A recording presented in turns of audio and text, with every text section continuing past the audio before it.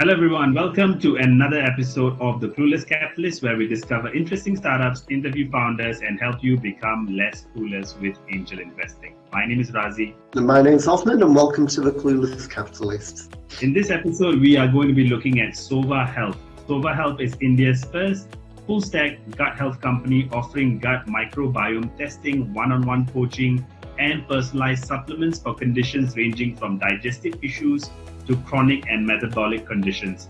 Sova Health is also part of Cohort 8 at Accelerating Asia. Joining us is the co-founder and CEO of Sova Health, Tanveer. Welcome to the episode, Tanveer. Thank you so much, Razi and Osman. Super glad to be here and excited to talk more about what we do at Sova today. So let's go into the pitch deck, and then afterwards we'll ask you all the questions that we have for you.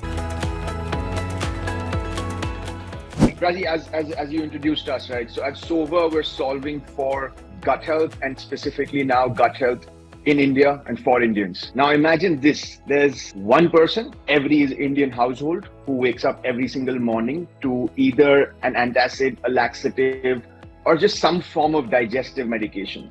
That's about 600 million people across the country. Now, what's also interesting is that this category already has large incumbent players who are dealing with these conditions and who've actually been able to deliver some level of efficacy to our users with very large sales volume, signifying a deep-rooted consumer behavior. However, each one of these products actually only provides temporary relief, right? So think about it like this: when you wake up to an antacid for acidity or a laxative for constipation, you're essentially training your body to get dependent on this particular, whether it's a pharmaceutical or even a herbal remedy, to just give you that instant relief. But it really doesn't solve for what caused that problem in the first place. Unfortunately, also, a lot of these products, look rather unappetizing, don't taste great, and I don't really lend themselves to everyday consumption. They're often very high in sugar, which makes them, generally bad for you, and especially when you're doing this every day over a long period of time. And if you see the packaging, these are mostly products that are designed for the generations of our parents and grandparents. So essentially, this is what we're looking to change. We're building a highly effective 21st century solution, which not only gives you the relief, the benefits of being able to solve for your problem, but also actually permanently take care of the root cause of the solution. The way that we're building the products are that these are all easy to consume, flavorful, colorful, good to look at, aspirational, new age, and built for the generations of today. But before I go any further into the solution, let me talk to you about the team behind Sova.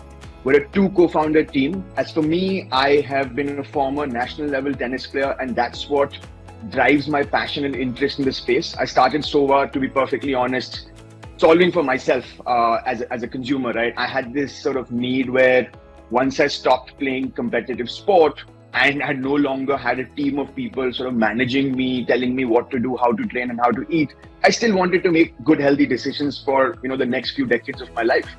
And that's where I got curious about nutrition. That's where I wanted to know what's going on inside the body and how do I make very, very simple decisions like, what am I eating for my meals, for breakfast, lunch, and dinner? How do I figure out the right snack, the right protein powder, the right snack bar? And there's a lot of jargon, a lot of confusion. When we go to a supermarket rack, there are so many labels sort of staring at us.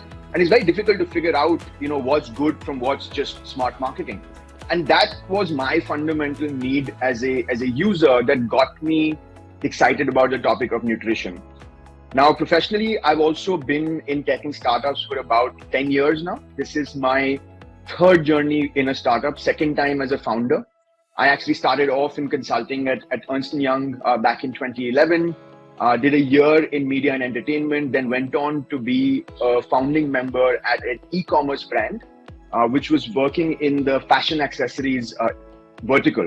And we took this company from, I was the first employee to about a 200-member team, raised more than $15 million in capital. It was a seed to Series B journey. We actually took the company to about $20 million in revenue. And I went on to lead operations and strategy for the company. After this, I went on to found my first business, which was in the hospitality industry. I built and exited a procurement platform for hotels, where we took me to about $3 million in annualized revenue in just under 18 months and exited to a hotel chain. Went on to study design thinking at HPI, which is the sister school of the Stanford Design School in Berlin. And this is where I met Max. And this is how Max and I actually started working on Sova as a problem. But a little bit about Max. Max is a geneticist. He has a master's in cancer genomics from the Weizmann Institute of Science in Israel, which is one of the world's pioneers when it comes to the application of microbiome research, health to personalized nutrition. Max has also helped develop a product for Nestle, where they were building an instant baby formula that would help gut health in infants. So really comes from the domain, understands the space, is an expert in genetics, and also for us, microbiome-based formulations for our products and services. Today, we're a team of 15 individuals. So Dr. Swaramya is our Chief Medical Officer, who's a practicing surgeon herself, and we're a fast-growing and rather, motivated bunch of people who are helping solve for gut health in India. Now, coming back to the solution, at Sova, we're building a full stack gut health solution like you rightly introduced us. We have 3 product lines. There's a microbiome test, nutrition coach services, and symbiotic supplements, which essentially means 3+ probiotic supplements. We launched our supplements in May 2023. We started off with 4 variants. Each one of these variants, if you see, actually talk to a specific use case. One for bloating and gas, one for constipation, one for diarrhea, and one for fat burn. They're all priced at 50 cents a serving. We do a pack of 15, which is $7.50 a pack, and we make a gross margin of 80% on this. The gut microbiome test is the world's most advanced, innovative, and cutting-edge way of understanding what's happening inside your gut. So this is a test kit. It's a genomic sequencing of your stool sample. You get a kit to your home, you send a sample out, you get a very detailed report about all the different bacterial strains that are present in your gut. This helps you, one, of course, understand the root cause of the problem, where the deficiencies or the imbalances are, and then also helps, plug towards the solution where you get to know which specific foods are good for you, what are your potential disease risk factors, as well as which supplementation protocols are right to help you fix your gut. Finally, we tie the dots together by offering our nutrition experts. These are essentially clinical nutritionists who will work back with you on a daily basis, help you understand your triggers, what's causing your symptoms, help you fix for that on a daily basis through lifestyle modification, primarily led by nutrition. Now, we're clinically inclined as an organization, are deeply rooted in science, and measure our impact factors very, very strongly. So today we're doing an average efficacy of 75% across multiple symptoms within the digestive health space. We also see a lot of customer love coming in, with more than 100+ reviews now on Google, with an average score of 4.8 on 5. Moving over to traction, in just the last 7 months, we've been able to grow from $0 to $350,000 in annualized revenue. In fact, the last quarter has been pretty fabulous, where we've gone from about $10,000 in April to almost $30,000 in July, which is a 3 times growth in about 3.5-4 months. Close to 2,000+ paid users, growing in excess of 40% month on month. And this is in line with our target to take us to $1 million run rate by December 2023. Distribution currently happens across our brand website, which is sova.health, as well as marketplaces. So we're live and kicking on Amazon. We're actually launching Flipkart this month. We're also listed on Cred, 1mg, and Google Live, which are sort of verticalized marketplaces that we sell our health products on. We also do a whole bunch of content-led growth. So brand partnerships with influencers, social media content, putting the word out there, creating thought leadership for this space. In the next phase of the business, we're looking to go into offline pharmacies as well as supermarkets, potentially have our own experience clinics, and then sports performance is a very, very exciting vertical in terms of performance enhancement, which we look at as a separate user persona altogether. Now, when you look at the global landscape, there are companies like Sova that have proven that there's a scalable, successful business opportunity here. We're looking at India, Southeast Asia, Middle East as our immediate markets, but look, Sova is a product that we're building for the world, and we look forward to actually taking it to the West as well. What I've spoken to you so far is largely about gut microbiome and gut health, but when we think about bacteria, right, that's what we're essentially experts in. Bacteria doesn't just exist in our gut. It also exists in our mouth. It exists on our skin, in a lot of our reproductive organs. And essentially, the microbiome research today is progressing towards a lot of impact on both skin as well as oral microbiome. These are areas we're extremely excited about. So you can actually measure specifically which bacteria is acting on your skin. I can then give you supplementations products, both cosmetic as well as nutraceutical, both applicable as well as ingestible, to solve for specific use cases. And that's really the frontier of Sova. Very, very large TAM as we go forward. So you can think about a future where we're doing everything from probiotic shampoos to probiotic, mints for bad breath, potentially plaque removers, acne creams and ointments. So there's a large sort of space. Of course, at this point of time, we're very focused on digestive or gut health. Coming to the fundraise, we're raising $500,000 at this point of time to hit that $1 million revenue run rate that we're on track for by December 2023. This puts us on track for a Series A, gives all our investors a good multiple on their investment, and essentially sets us up for scale across multiple distribution channels. We've already raised capital from a good bunch of global investors, including institutional funds in the US, Southeast Asia, as well as India, along with a very, very solid board of angel investors and syndicates. With this, I invite you to join us as we add 1 billion healthy years to the world. Thank you. Razi, do you want to kick it off with some questions? That was really enlightening presentation.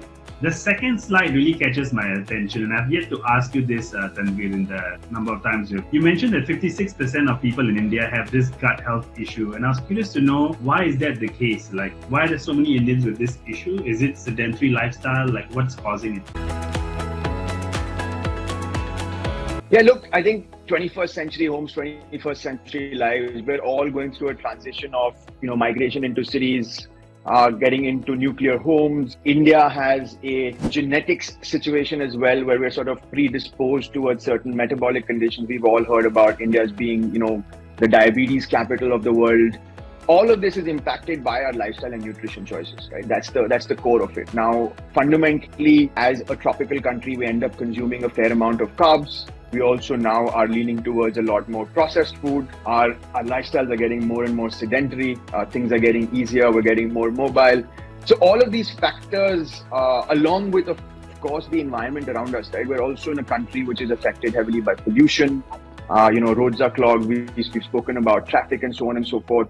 So yeah, I mean, it's a combination of all these factors that ultimately end up impacting our gut. And our gut is almost like a nerve center within the body, right? So it impacts not just the most obvious digestive functions, but rather, metabolic conditions, mental health, and the manifestations of a lot of decisions that we take on an everyday basis end up hurting us over a period of time. So yeah, that's why we see this very, very heavy prevalence of gut health conditions. Apart from, the obvious answer is we've all seen the oil and the fried food and the carbs and the samosas and all of that happening. And that's just part of diet and part of life, right?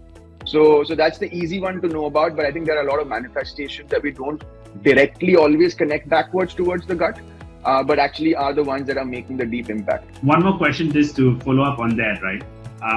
So over the past few years in Singapore, suddenly everybody is talking about kombucha and they're drinking kombucha, and suddenly gut health has become part of the conversation that people have. But when I look at myself as a consumer, right, like for me at the moment, I'm still focused on making sure that I eat healthy. I get the right amount of protein, the right amount of carbs, I have less sugar. At what point in this decision-making process, or in terms of choosing my foods, at what point does gut health suddenly become important or relevant to me? I think gut health has always been a part of our life. It's just that as we age, as our metabolism sort of gets impacted, as we travel and we actually ingest different kinds of food, over a period of time, the antibiotics that we eat sort of ends up causing a lot of sort of depletions of the original gut microbiome that we had. This is where we start feeling the symptoms of it, right? So it's, we hear about babies and how babies have, colic pain and a whole bunch of gut health issues. Then over a period of 10, 20, 30 years, we build that ecosystem within our gut, which also ends up getting depleted with our lifestyle. So I think the trigger for a lot of people is when they start experiencing the first set of symptoms. Now, the first set of symptoms could be as I can say trivial, or as not severe as a bout of bloating, a bout of loose motions, traveler's diarrhea, some form of acidity, heartburn, reflux. And we've all at some point of our time, upon some point of our lives actually gone and experienced these symptoms.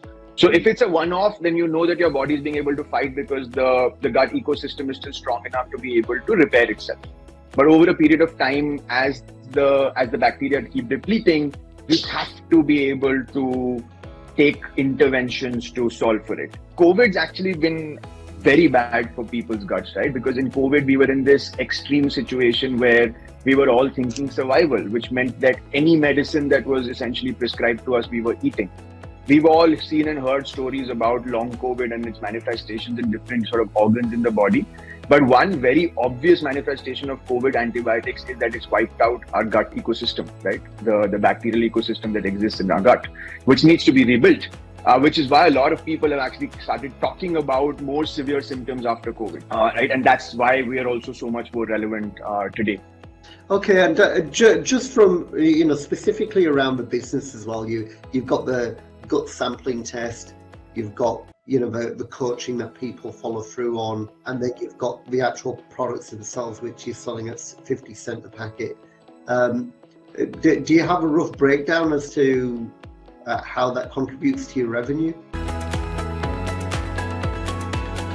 Yeah, absolutely. So I think important to understand the chronology of launches as well. So we launched in January this year with the microbiome test and the nutrition coach services. So today they contribute to about 70% of our business revenue. Supplements were launched in the second half of May. So they're about 2.5 months old at this point of time, already contributing to 30% of revenue, but 65% of transactional volume, right? Because these are products that are priced a lot lower than the services and the testing. And potentially, I think what's important is over a period of 6 to 9 months towards the end of the year, when we're at the $1 million run rate, I expect that supplements will actually take up about 60% of revenue, with the balance coming from microbiome testing and services. Makes sense. And it's good to know where you are in terms of your product roadmap and how that's developing. So you're raising $500,000. At what valuation did you say? So we're doing this at a post-money valuation cap of $4.5 million. It's a safe note. We're a Singapore incorporated entity. Okay, so you're Singapore incorporated, post-money valuation cap. Okay, got it. So, and you're expecting to hit 1 million in terms of revenue by the end of the year. And pretty fair and reasonable in terms of where you expect to get to, and it seems like a pretty good deal for an investor to come in now. In terms of your acquisition cost, lifetime value, churn rate, those types of metrics that matter, do you have any indication what they look like at the moment? Yes, absolutely. So again, vertical specific is important, as well as blended business CACs, AOVs, LTVs. So at this point of time, our blended business LTV, blended business CAC across the 3 verticals is just under $20, with an average order value of 45. Now, what this essentially means is that we actually recover cost of acquisition in the very first transaction. And this makes our unit economics really strong. So these are, again, the caveat or the disclaimer here is that I think these will evolve because today, like I just mentioned, 70% of business revenues come from microbiome testing and coach verticals, which have an average order value of greater than $100. Supplements at $7.50 are our entry-level acquisition funnel. So essentially, when we look at the business, we look at it as an inverted pyramid, right? So think about supplements at the top of the stack. This is where we get a large volume of users coming in. They try and experience the brand once. Supplements themselves have an inherent repeat cycle. And also what's interesting is that while these are, again, early indicators, we're already seeing that not so intuitive to me. And when I actually when we launched supplements, I thought people would start off by buying 1 pack at a time. But our average units per order, even within the first 2,000 customers, is 1.9, which means at some level, our consumers, our communication, our marketing is doing a job where people are understanding that this is not a one-time purchase product. So people are buying a month at a time already, which we know then sort of lends itself to repeat cycles. And we're obviously now monitoring the repeat cycles as we go into month 2 and 3.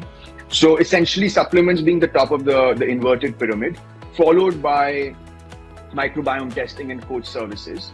And again, some early indicators and healthy indicators. 40% of our supplements last month were purchased by our users who were on the microbiome test or coach services, which means these were all zero CAC transactions, pure LTV, pure margin drivers, no CAC involved at all.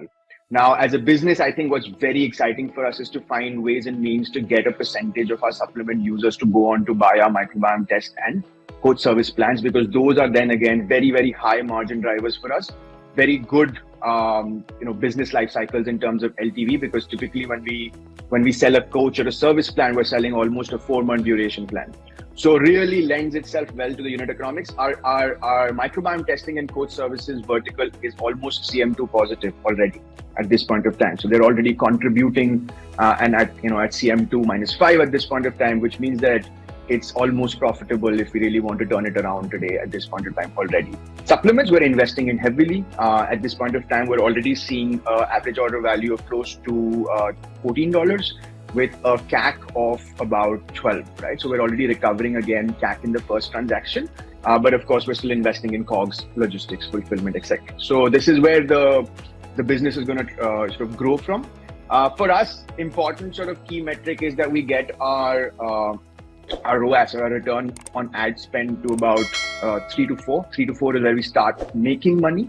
This is when we become CM2 positive on supplements as well. And that's essentially the sort of milestones that we work towards every month, where we take our ROAS forward by a few decimal points every month until we reach that 3 to 4 stage, which is when we know that this is, unit level profitable already. Yeah, I mean, just to comment on that, when you first started out talking about that, in terms of your CAC and lifetime value, I mean, basically the way I look at that is for every $1 that I give you, you're going to turn that into $2, which is really quite efficient. It's a good way of just having a look at the really basic numbers if you wanted to work out, okay, yeah, how is this company into turning an investment into something bigger, and that's a pretty strong positive outcome there. And the way the product seems to be going, and in terms of the product marketing, it makes sense for me anyway, in terms of the experience, anecdotal evidence that I've seen. People, when they are buying these types of things, they're not just buying it for a 2-week duration. They think of this as a longer term engagement, a bit like when you buy a gym package, right, Razi? Yeah. We both go to the same gym, so it's kind of a running joke at the moment, but yeah, you buy a gym package, you're not going to just go for a week. You're going to go there for a few months and invest in the effort to go and work with the personal trainer to get tangible results out of it. Do you have any metrics on churn? Very early days. So I can tell you that for our supplements, it's something that we're tracking now. So we do look at cohorts at a very, very deep level, both from a retention as well as an activity perspective. So supplementation are too early to comment, but for our test and service vertical, we actually see a pretty healthy number there. So we're seeing a retention of almost 40 to 45% across these two product lines, which essentially mean that users are staying with us for a minimum of 6 to 8 months in the first cycle anyway, and then they go on to renew and repeat these cycles. So I would still say early days on these numbers. Let's not read too much into it, but this is something that we internally track very closely, because we understand, how well this sort of plays out. Given that we're a health business, we anyway understand that people will come to us over a period of time, interact with our products and services. Our job is to get them better. So it's also we're also incentivized in a way to get them better, but we win their trust. And as we all know, human nature, we're bound to slip up again. And it happens almost on a everyday, second day basis, where I have customers from sometimes even 12 or 18 months ago from the previous, version of the business who actually come back to us and say, hey, I'm ready to go again. And let's do it again. So I was going to ask a very clueless question, because I have never done a gut biome test myself. So I'm wondering here that if I do the test, then I go on the consultation, then I supplement using the products, right? Do I then need to do a test again to see what's the condition of my gut health? If you would like to quantitatively measure and prove to yourself beyond any qualitative indicators of actual symptom improvement, then yes. So this is the beauty of what we do, right? We can tell you at a binary level whether you've actually improved or not, right? So you do a test today, you go through the protocols, you go through the nutrition services or the supplementation or both, you do a test again in 3 to 6 months. And you can actually pinpoint and see whether the specific strains that you had missing, imbalanced or deficient are now actually good or not. And that's why we are able to claim clinical efficacy. That's why we're able to deliver medical outcomes. And of course, as a customer, you can always tell by your own symptoms whether you've improved or not, right? So you know whether your bloating has gone down or your constipation has gone down or whatever. But there's also empirical evidence to prove the same. And that's what makes us exciting, not just to consumers, but also going forward to the medical industry. And usually for these kind of, let's say I do the test, I do the consultation, I buy the products, and will there come a time where I feel, okay, my gut health is now normal and I can stop the supplements, or do I have to still consume them on a regular basis? Yeah, this is where I was talking about human psychology, right? So just like we've all become fairly accustomed to having a vitamin D pill or supplement for 12 months a year, once a week, once a day, depending on your frequency and dosage levels. Probiotics are daily products. Probiotics are something that we would have otherwise gotten from our daily nutrition, from our food, but given the food choices and the lifestyle choices that we make, we don't often get them. Which is why you might shift from a symptom-specific supplement to our next release, which is, we call it Gut Set Go. It's a daily gut probiotic. It's a daily gut booster, which essentially means you've got the equivalent of a multivitamin in the probiotic world, right? You take one a day for the rest of your life so that your probiotics and your gut are balanced. And that's what we see, right? That people might slip, people might go in and experience specific symptoms, in which case they want to take a product to alleviate the symptom.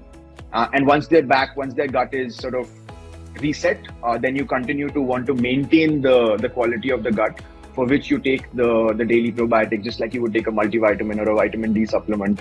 And this is something you can go on to take for the rest of your life, no side effects.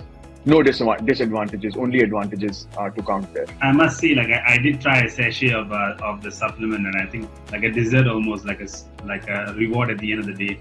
Thank you. Yeah, look, our supplements are all zero cal, all vegan, gluten free, and we try and make them as clean label, as safe, of course 100% safe, but as clean label as possible. I think it's important to talk about this both from a consumer expectation and a business reality perspective, where I would like to have 100% clean label, but today the realities of the world are that 100% clean label costs a lot of money, and consumers may or may not be willing to pay that money today. So what we're also very cognizant about as a business is that we don't claim to be perfect.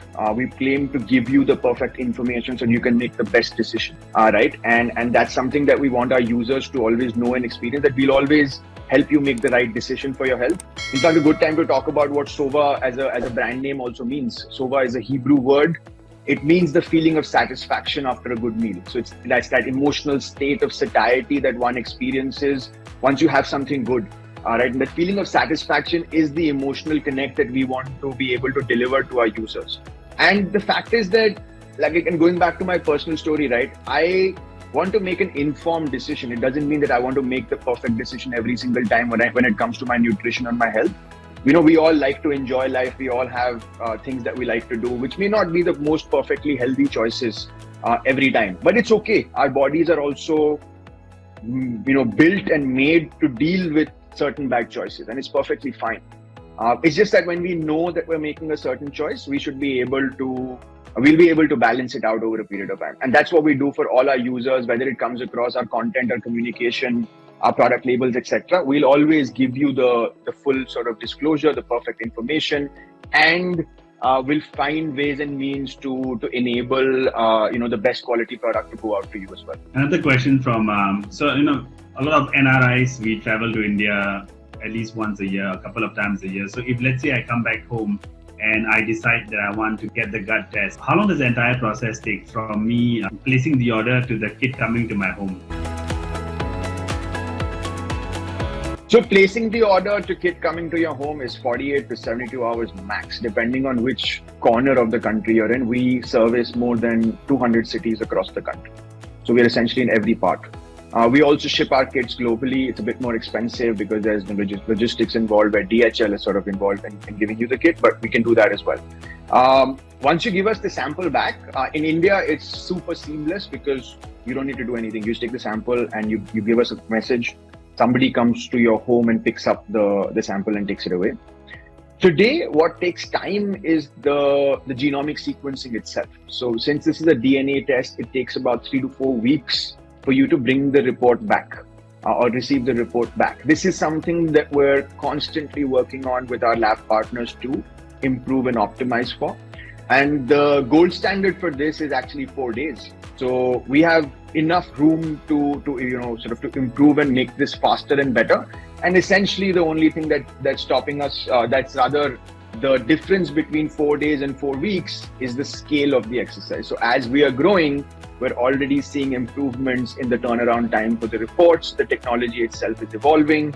And I hope that, within the next 6 or 8 months, we'll actually come down to 1 week in terms of processing time. Very nice. So and the report, I believe, will be sent to you via the app, or it's all digital, right? It's 100% digital, yes. So my other, I think what most investors would have in terms of questions and concerns is really around scale. When you've got a physical process like doing the test, you've got the physical process for manufacturing. How are you able to scale and grow your business to get yourself from where you are pretty much on track to get 1 million in revenue, but to get to the next level for 10 and 100 million? How do you see your business scaling to grow and support that type of growth? Great question. So I think the answer is that it will be different in different phases of the business. In the current phase of the business, we're actually 100% asset light. We work with third-party contract manufacturers who are doing 100 to 500 times the quantity that we do today, which means that there is no problem in being able to scale manufacturing, even at the individual factory level. And India, as you may be aware of, is a global hub for both pharmaceutical and nutraceutical manufacturing, which means there's enough and more capacity out there for us to utilize. So that's the answer for the supplement supply chain. Our entire logistics as well is 3PL, third-party logistics, which basically means that we don't own warehouses, we don't own our delivery fleet. We work with partners across, and a partner or an e-commerce delivery boy who delivers shoes, clothes, etc. will also deliver our supplements, which means there is no dearth of availability in terms of capacity, even in those channels. Similar for warehousing. When it comes to microbiome testing, we again work with lab partners. Now, here's a very interesting insight. There are more than 20,000 blood diagnostic labs in India. There are 4 microbiome labs at this point of time. We work with 2 out of 4 already, and we are potentially one of their largest consumer clients because we work B2B with them. So we are starting to command a little bit of leverage with our labs already. In fact, one of our investors who've committed to this round is a family office of a publicly listed company that actually runs a microbiome research facility with a fully in-house lab, which does microbiome testing. Not only are they doing these tests that we do right now, but they're also innovating and developing new versions of this test, which are going to be faster, quicker, cheaper, along with potential testing protocols for different microbiome. So we're building supply chain leverage when it comes to this. This is important for 2 reasons. One, since we control certain market share in terms of volumes, it helps us control our pricing to have a lab partner who essentially has strategic interest in the business. And second, and more importantly, I would say, we are sitting on immensely valuable data pipelines. The genomic data that we are sitting on for the Indian population set, nobody else in the country has.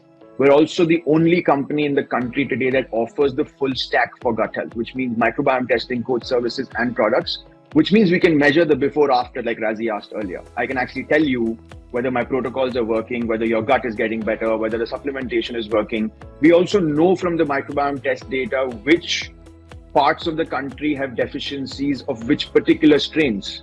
Which strains are more likely to be deficient in certain backgrounds of populations, right? So there's a lot of data that we're sitting on, and potentially, of course, this will get important over a period of time once the data sets grow larger, which would be very, very interesting for the medical industry, the pharmaceutical industry, the insurance industry.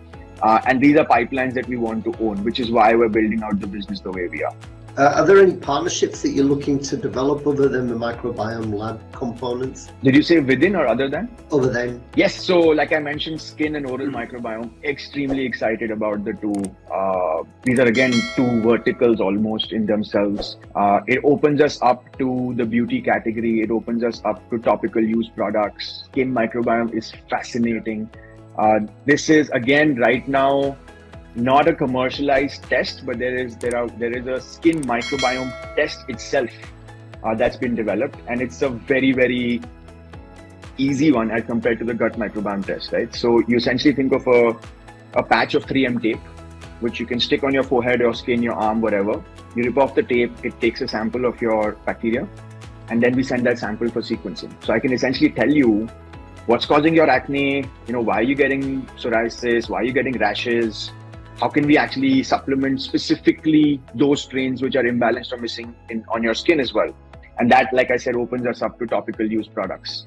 Similarly with oral microbiome, right? Bad breath issues like plaque, yellowness in teeth, whole bunch of stuff is essentially bacteria working on our teeth, right? Which is why a doctor says brush before you go to sleep at night, so that you don't have the bad bacteria doing their job through the course of the night. So it's fascinating. We're extremely excited about what all, bacteria does in our body and how we can sort of harness the potential of the good and limit the potential or the damage that the bad is causing. And that's how we're looking at building partnerships going forward as well. I was in Singapore until yesterday, met you guys day before. Also ended up meeting the founder of the only microbiome testing company in all of Singapore. They are doing some pretty amazing work, Emily, and heavily funded by the Singapore government, doing a lot of research. They actually claim to have the largest poop bank in all of Asia, right? And they're sitting on some amazing data on that. So a lot of collaboration across geographies that the business lends itself to, and also the way that we're building the business, we do want to build it for a global audience. So I think as we sort of grow and expand out of India, these partnerships will be extremely valuable to not only be able to enable consumers in local markets to try us out, but also for us to be on point with efficacy, on point with results from the get-go. A couple of questions just around the current cap table as well. I mean, before I ask that, Razi, have you got any other questions to follow on from that? I was going to ask more around in terms because right now you're selling directly to the consumer, right? So you're doing a lot of marketing, a lot of referrals, word of mouth. I was just curious because earlier you mentioned that there's a link between the gut health and your performance, the way you function, your mental health. It seems that this is a test that a lot of big corporates would want their employees to possibly go through. And then afterwards, based on the results, the employees can then supplement to ensure that they can overcome their gut health challenges. So just curious to know, are there any plans to do something like that where you go into a corporate, you educate them about gut health, and whoever's interested then goes and does the testing? Or are you trying to sell it as a package to corporates? Is there any such plans, or is that something that's irrelevant at this point of time? So I think, it's a stage thing, right? I look at corporates as a distribution channel. I look at this as a B2B2C transaction. Ultimately, it's the consumer who's going to avail of and benefit from this. Sure, corporate sort of subsidizes the transaction, potentially pays for it completely for their employees, which is why we would love to partner with corporates. I think at this point of time, we have our hands full and our plates full with all the work that we're doing across product development, new product launches on the existing channels. And we're also being careful about the choices that we make in terms of distribution, because we want to learn. Right now, a lot of our experiments are happening around learning what the consumer wants, what kind of packaging, what form factors, what colors, what use cases will pick up market share, right? And the fastest, most efficient way of doing this is to actually go direct to consumer. And of course, within direct to consumer, there's a blend of performance marketing along with content driven growth. We always like to sell more on our website because we interact more intimately with those customers. We always like to sell more via content-led marketing because there we know that it's our thought leadership and our communication that's working for consumers. But at a 30,000 feet level or a macro level, this year is all about getting enough traction to build a large enough sample size of consumers who teach us what we are doing right and what we are doing wrong, so that we can then identify our hero products, services, and use cases, and then double click and go down into deeper channels, larger volumes, like corporates, like offline, like potentially doctors going forward as well. So these are all sort of channels that require a little more patience, time, capital to be invested, and therefore we want to pick it up in the second phase of the business once we've already identified our hero products and hero services.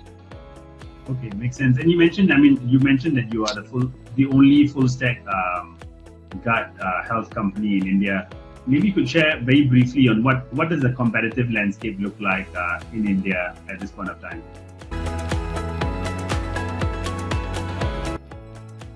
Yes, very, very important question, right? So when you look at the market in India, there are companies which are doing one of the three verticals. So there is the gut microbiome testing, but like I said, there are literally 4 labs in the entire country. So that's how many commercial services that are available around it as well. Along with that, we have companies that are doing supplementation, right? So you will have horizontal supplement companies that will have, out of a catalog of 50 or 70 products, 1 or 2 gut health products as well. So typically it's a overall gut health daily use product. There's one company called Goodbug, which is worth mentioning here, which is actually doing a good job in terms of their products, their positioning. They have a similar form factor as ours in terms of orally dissolvable powders that you can use. They're actually at 12 products at this point of time. They are also, ahead of us by about, I would say 8 to 12 months. They're doing slightly larger revenues, and it's a great indication for us because essentially it's something that shows us the potential and gives us a very good understanding of how quickly we can capture landscape in terms of market share.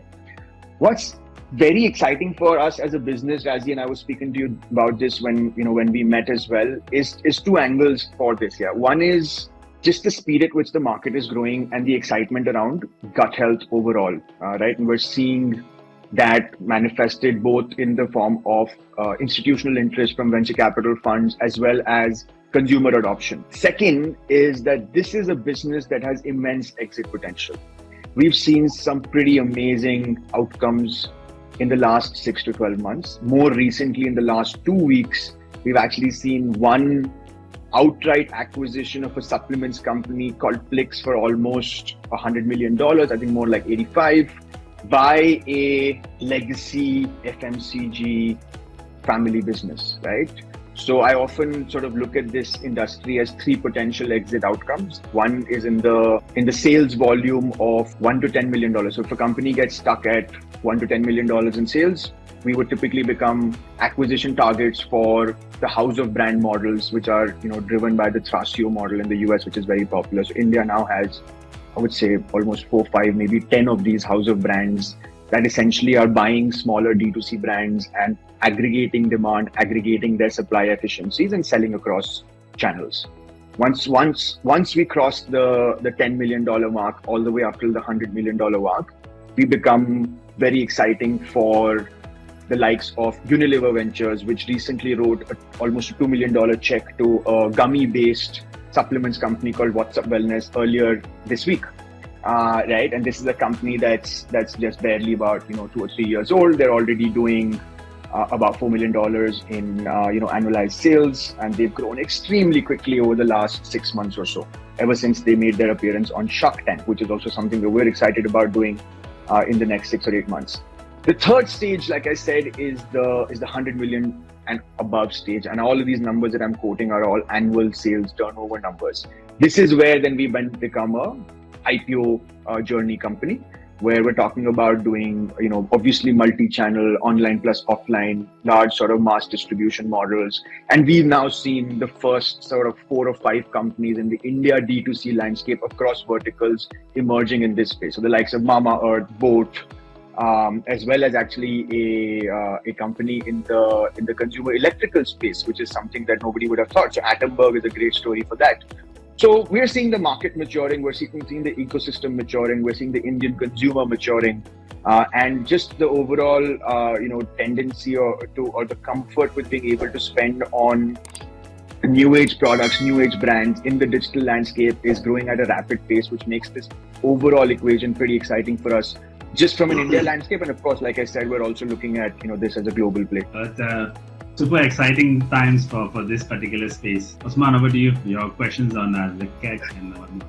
Yeah, just in terms of the cap table, I mean, what does it look like at the moment? Is it friends and family? Is it a smattering of angel investors, or is it just the founders at the moment? We've raised capital in the past, and we've raised capital from a fairly diverse set of global investors. So we started our journey with Antler in Singapore, raised our first check from them, went on to raise a little more capital in Southeast Asia through Brink, which is a food-based fund, as well as on the Angels and Angel Syndicate side, we had Stanford Angels and Let's Venture participate in the early rounds. Post this, we've also actually got participation from Good Water Capital, which is a US-based consumer tech fund, $5 billion assets under management, 250 plus portfolio, investing aggressively in Southeast Asia. We were actually too early for them, but they run a seed stage program called Good Water Genesis. We were a part of that, and they're a very, very founder friendly as well as aggressive Series A investors. So actually somebody who we're looking forward to going back to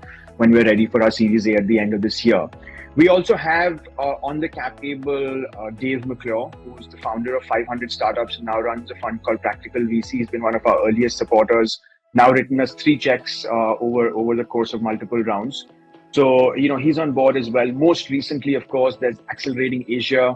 We're a part of cohort 8, just finished the demo day with them. They're on the cap table, as well as a whole bunch of name angels across some pretty well-known companies. The slide's a good reference point for that. So I think the idea always was at the early stage to raise small checks so that we can do market validation, make sure that we're on the right track, don't sort of dilute too much equity. And now we're at a point where we feel rather confident about being able to press the accelerator. Have a lot of learnings behind us, and which is why we're raising this round to take us to the $1 million mark, which then definitely makes us ready for a Series A check where we're looking to welcome a serious institutional investor to come on board. That's good to know. What else was I going to ask? What's holding you back? If I was just to ask a frank question, it seems everything's like brilliant. What do you see as the biggest challenge to your success at the moment? I see Sova as a business that needs to crack 2 essential pieces: brand and distribution. Right? We need to build an aura around the brand, stand for gut health in India, stand for gut health globally, build that thought leadership around microbiome. And this is something that doesn't happen overnight, right? So we are also cognizant about our unit economics, which is why we don't want to overspend on marketing and go too fast too soon, because like I said, the second angle is distribution. So when we invest in brand, we're essentially creating visibility for ourselves, we're creating awareness in the minds of the consumer. Now it's important that when a consumer gets activated and when they move down the awareness funnel towards what you call a transaction layer, the product is available to transact, which means that our supply chain has to also keep up with the consumer awareness and the visibility and the brand spends that we're doing. And this is something that one again has to be careful, because we are a health company. We're building products that are potentially life-changing, and which is why we must be very responsible, ethical, and careful about the quality of the products that we're putting out. So we invest equally in making sure that our supply chain scales, that our distribution nodes also scale, so that when the customer is ready to make a transaction, we are available in the easiest, most accessible way for them to actually find the product and buy it. So if you ask me what's holding me back, it's the fact that we're taking careful measured steps towards these two directions, investing equally in brand and distribution, making sure that these two pillars of the business grow in parallel. And this is exactly why I often get asked this question: why don't you do offline today? Why don't you go to corporates today or doctors today? I say that, look, I mean, let's first build that trust and traction in the minds of the consumer, build enough distribution capability, supply chain stability to be able to then double down once we've got that confidence that, look, here are the hero products, here are the hero categories. Let's go now and just spread the market, with product. So yeah, so that's what we're working towards, and this is why we choose to make the decisions that we do, even in terms of the capital raise. So I was saying, when are you closing the round? The round's almost 60% actually. I was going to say more than 50%. I think it's a little beyond 60% now subscribed. So we're closing, since it's a safe note, we're closing as we get the checks in, and it's happening at a fairly rapid pace. So I would say 4 weeks looks like a good timeline to be able to close the round completely. We're at a space where we're also, depending on the interest in the market, it looks like the round will get oversubscribed, open to extending a little bit if required. And so that's something that's a sort of dynamic, evolving decision that we take as we bring in the interest from investors. So one of the things that people have asked founders who we bring on to the Clueless Capitalist is some questions that other founders would find useful. So the one question for you is, what is one piece of advice that you have for other startup founders? It's always a fun question to ask, and I think even my own answer to this evolves with our journey, right? So I think today's sort of one thing that if I had to tell or share with a founder is dig deep with the consumer, experiment and fail fast, and don't at all be nervous about letting the business evolve and pivot, right? I think pivot is a strong word. Sometimes as founders, we have obviously a very strong personal bias in what we are doing, and we tend to get attached to our own ideas and our own thoughts. So the sort of living and breathing and staying with the customer helps us get that first degree feedback, which helps us evolve our own thinking, right? I don't think I also want to believe everything that a customer says, but I have a thesis, I have a way of building it, I have a vision that I'm building for. But it's very important to keep getting my vision sort of aligned to what, or at least influenced by what the customer is feeling and telling me, right? I think that's critical. Second, nothing teaches a founder like doing. So always execute, right? Don't sort of procrastinate. And that's something that happens a lot as well, where we say, hey, let's put the perfect product out there. How will we know if this is the right answer or not unless we, put the perfect product? No, put some version of the product out there and let the product evolve. Your consumer base will also evolve with it. So yeah, I think fundamentally that's what I would say. Fail fast, act, right? So bias to action. This is a pillar internally in the company that we look at very closely. And yeah, let the market sort of teach you whether you're moving in the right direction or not. Thanks for sharing that. Those words of wisdom. One last question. 5 years from now, how do you think Sova Health will change India?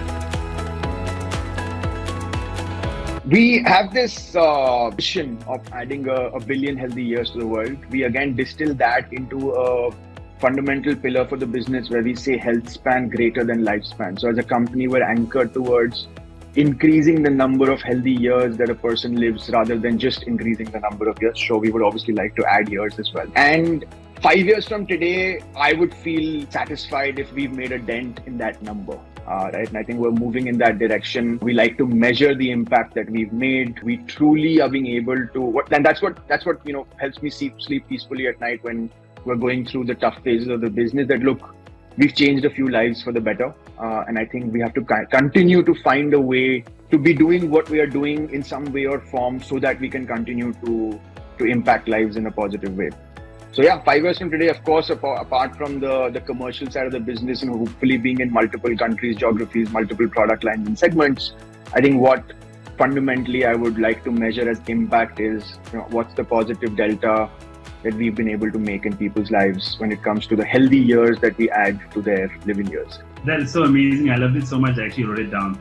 Health span greater than lifespan. Amazing. Sure. No, I think overall, just think of it like this, that we understand that the gut is connected to various different uses, functions within the body, manifestations, whether it comes to like I said, the most obvious digestive conditions or other parts in terms of hair, skin, sleep, etc., etc. So I'm dropping some hints here, but those are the directions in which we're going as we move forward.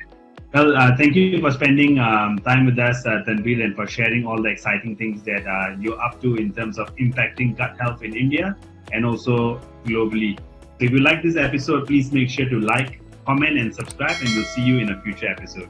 Thank you so much for having me. Really enjoyed this chat.